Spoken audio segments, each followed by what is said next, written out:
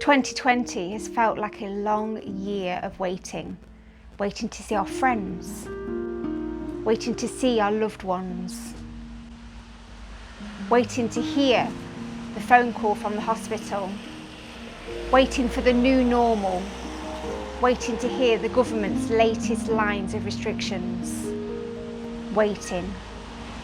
We are waiting for the wait, stuck between the old world and the new normal that will come after the darkness. But we are waiting. I wonder what happens to our bodies, minds and spirits as we wait.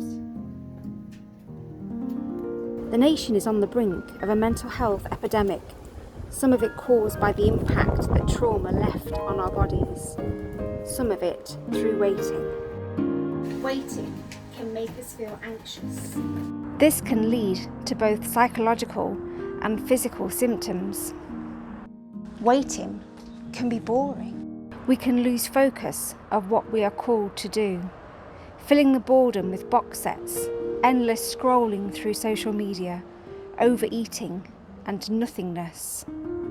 Waiting can drain us of energy, making us feel lethargic, empty and tired. Waiting can make us lose hope. Hope that things will get better. Hope that life will resume. Hope that we will survive. Hope that God is in the midst of it all. Waiting during a pandemic can be hard. You see, sometimes waiting is good. In the waiting we can learn new things. And learning how to be patient is one of those things. You cannot control the virus, but you can control your mind. Feelings are much like waves. We can't stop them from coming, but we can choose which one to surf. Look for the good in the everyday, the little blessings that are peppered throughout. When you can't see family or friends, remember the good times that you had, knowing that this season will pass. When you wonder if life will ever be normal again, think of all those who have lost loved ones. For them, life will never be the same again. Exercise your body and your mind. Set yourself a walking or running goal each month.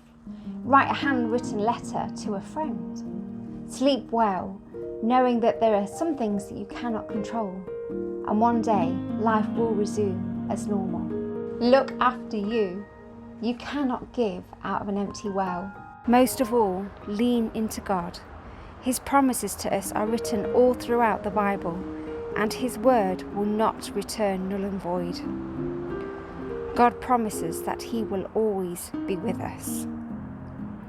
David wrote in the Psalms that even if he tried to hide in the darkest of places, God would still find him. And when God finds us, He sits with us and waits until we are ready to carry on. God waits with us. Don't know about you, but it gives me so much comfort. God is not hurrying, but He's waiting on me, holding me in my hurts, catching my tears of frustration and pain, promising me that He will never leave me. So in the waiting, talk to God. Tell Him what is worrying you. Give Him your hopes and your dreams for the future. Ask Him for strength in the waiting. When we learn to sit closely with God, we learn to hear His small, encouraging whispers.